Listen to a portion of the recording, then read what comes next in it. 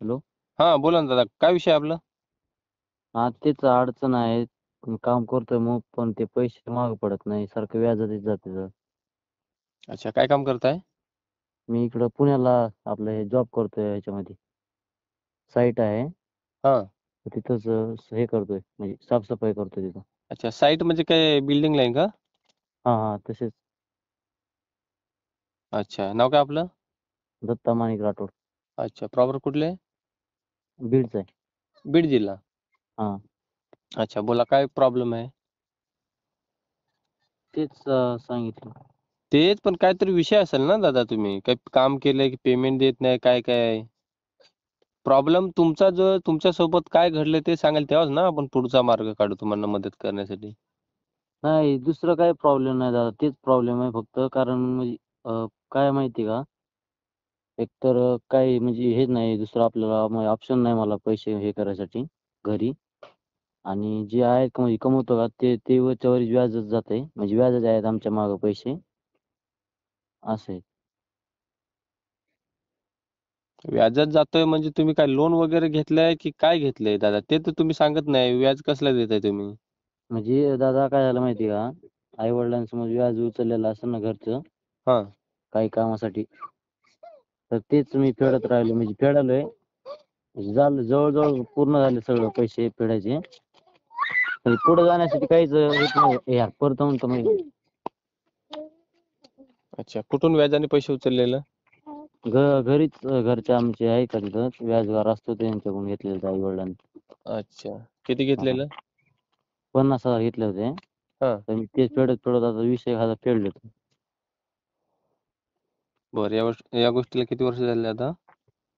याला आता म्हणजे जास्त होतं दादा त्यावेळेस व्याज. आता फेडत फेडत जवळजवळ आलेत. पण ह्याला 3 वर्ष झाले असतील तरी बी साधारणतः. त्यावेळेस 2-1.5 लाख होतं. हा किती किती? 2-1.5 लाख होतं त्यावेळेस. म्हणजे घेतलेली मुद्दल आहे का. हा, 1.5-2 लाख रुपये घेतलेले, आता किती राहिले? आता 50,000 राहिलेत. आता 50,000 राहिलेत का?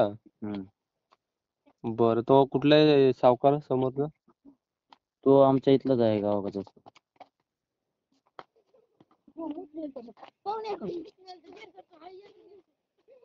हे बघा पक्कल मामत करून पळ जाऊन तर. अच्छा अच्छा, मग काय मदत करू तुम्हाला फोन करून? त्या काय बोलू का त्यासोबत? कोणाला? हप्ता किती देताय तुम्ही त्यांना दर महिन्याला? नाही दादा महिन्याला नाही देत. हा. असंच पगार येते का माझी, हा. असं ते तिकडे टाकून देतो. आता मला 14,000 रुपये पगार आहे. तर 10,000 त्यांचे देऊन टाकतो असं म्हणजे. आता अजून 5-6 महिने असंच जाते समजायचे वरच्या वरती. अच्छा, त्यांनाच पूर्ण पैसे देऊन टाकताय का? हा असं होतं सर दादा. म्हणजे जाते ब सगळे पैसे. आतापर्यंत तेच बरं बरं, करतात. मग काय दमदाटी करतोय का सावकार तुम्हाला? नाही नाही नाही, तसं काही प्रॉब्लेम मग नाही. तुम्ही तुमच्या स्वखुशीने त्यांना 10,000 रुपये देऊन टाकता का? हा हा. अच्छा अच्छा अच्छा, मग काय मार्ग काढू सांगा मला एक यामध्ये? आर्थिकच मदत नाही दादा असं म्हणतोय मी सरळ सरळ. म्हणजे जास्त फिरवण्यापेक्षा कशाला. आर्थिक मदत पाहिजे का? हा. बरं ठीक आहे. मग ते आई वडील ते म्हातारे ते घरी ते ऊस तोडते खरं मग सांगितलं ना तेच ना, तुम्हाला. त्या हा. मालकासोबत बोलायचं ना, सावकार कोण आहे त्याच्यासोबत, की बाबा मी 5-6 हजार रुपये देईन किंवा 3-4 हजार रुपये देईन दर महिन्याला. आता जर तुम्ही डायरेक्ट 10,000 रुपये देताय, सांगा ना, हातावर पोट असणारी माणसं काय करणार? हा.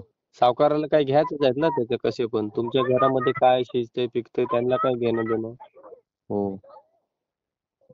ठीक आहे, बघा विचार करा. तसं काय असलं कमी वगैरे करून द्यायला तर मी सांगतोय त्या सावकाराला, मग कमी मध्ये देऊन टाका. नाही इतकं नाही हो, 10,000 म्हणजे खूप होते तुम्ही देताय. आज तुम्ही हातावर पोट असणारे माणसं आहेत आणि 10,000 रुपये देताय मोलमजुरी करून, म्हणजे हो ना.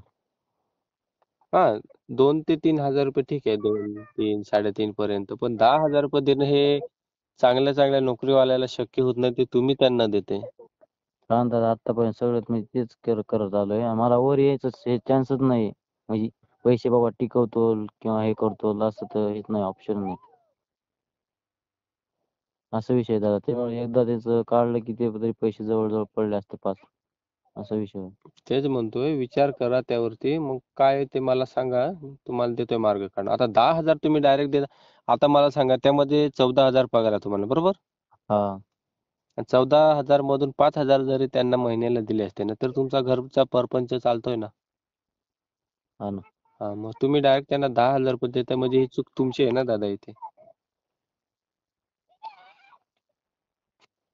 चालतंय दादा काय आहे बघा तुमचा विचार घ्या नंतर मला सांगा वाटलं तर सावकाराला सांगतो मी हा हा. ते कमी करून देईल हा. बरोबर.